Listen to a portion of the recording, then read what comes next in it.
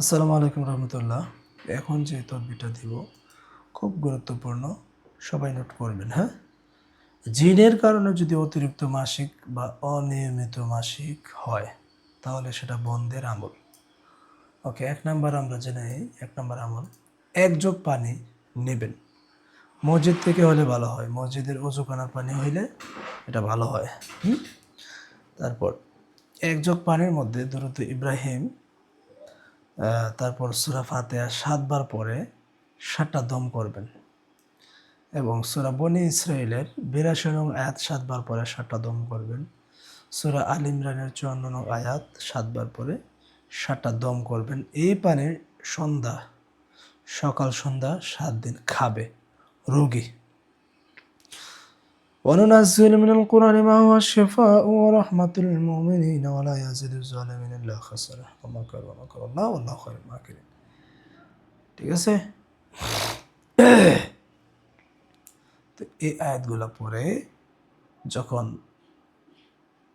দম করে দিবেন, পানিটা পরে দিবেন এক জগ পানি, ওই পানি কি করবে 7 দিন ওই রোগী, ওই মহিলা বা ওই মেয়ে খাবে ইনশাল্লাহ। এই 1 নং দিয়ে কাজ হয়। তারপর আমরা 2 নং দেখি। 2 নং আমল, দুরুদে ইব্রাহিম 3 বার পরে দম, সূরা ফাতিহা 7 বার পরে 7টা দম, সূরা সাদের 34 নং আয়াত 41 বার পরে 41টা দম। এই পানিটা 41 দিন সকাল সন্ধ্যা খাবে। এটাও খুব কঠিন একটা তদবির, এটা দিলেও কাজ করে।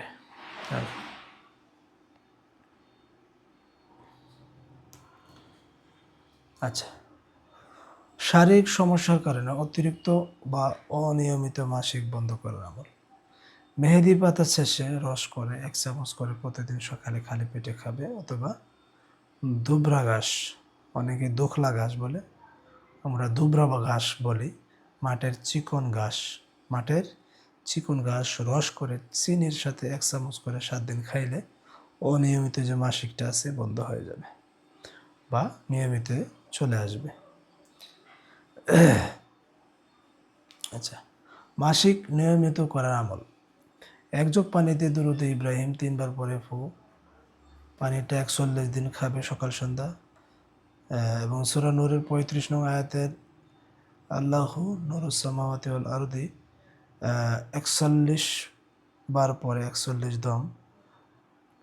টুটকা শারীরিক সমস্যা হলে আতপ চালের মার দৈনিক এক বেলা 31 দিন খাবে। ঠিক আছে, মাসিক নিয়মিত হবে।